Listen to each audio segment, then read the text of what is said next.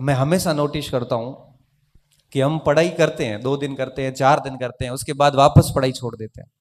नियमितता बिल्कुल नहीं रह पाती। और फिर कहते सर मेरा पढ़ाई में मन नहीं लग रहा है। अरे पढ़ाई में मन कैसे लगेगा जब आप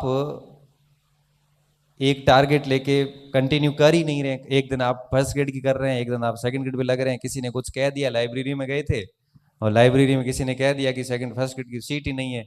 अरे 4 बार कोर्स किया हुआ, कल एक मैसेज आता है सर 4 बार कोर्स किया हुआ है, अब सोच रहा हूँ कि L1 की कर लूँ।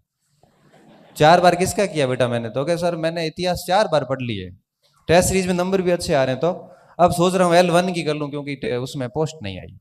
तो फिर सिलेक्शन किसका होता है आखिर? पोस्ट तो बढ़ भी जाएगी। ये चीजें क्यों होती है?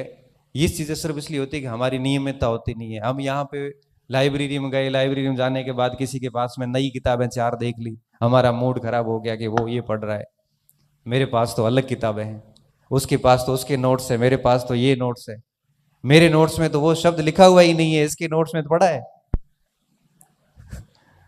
इन चीजों में मत उलझिए। मैं कहता हूं कि सामग्री लिमिटेड रखिए पास में, और सामग्री सिलेक्शन के लिए इतना अधिक जिम्मेदार होती नहीं है। सिलेक्शन के लिए जिम्मेदार चीजें जो होती है उसे हम कहते हैं कि आप उस सामग्री को पढ़ते कैसे हैं। आप एक ही किताब आप मुझे दे दो और एक ही किताब आप ले लो, दोनों उन किताब को पढ़ते हैं, और उसके बाद आप देखना कि दोनों के जब मार्क्स आएंगे तो आपको क्या लगता है दोनों के नंबर सेम आएंगे? नहीं आएंगे। क्यों? क्योंकि उसको पढ़ने का जो हमारा तरीका है वो दोनों का ही अलग अलग है। इसलिए कहते हैं कि ये लाइब्रेरी में वगैरह में जाओ तो अकेले तैयारी करो, ये फालतू डिस्कशन मत करो किसी से। ये सबसे बड़ी समस्या आजकल के स्टूडेंट में देखने को मिलती है। थोड़ा धैर्य रखिए, सब्र रखिए, तभी जाके चीजें होती है। आपको अचानक से चाहिए होता है, और आपको पता है प्रगति तो हमेशा धीरे धीरे होती है। जल्दी तो क्या होता है? पतन।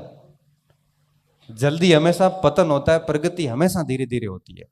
एक दो लाइन आती है कि कह रहा है सौर ए दरिया को समुद्र का सुकून। शब्द है कि कह रहा है शौर ए दरिया को समुद्र का सुकून, कि जिसमें जितना ज़र्फ है वो उतना ही खामोश है। कि जिसमें जितना ज़र्फ है वो उतना ही खामोश है।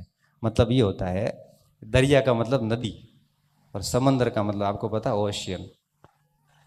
दरिया हमेशा शोर करती है, नदियां आवाजें करती है, समुद्र में कोई आवाज नहीं आती।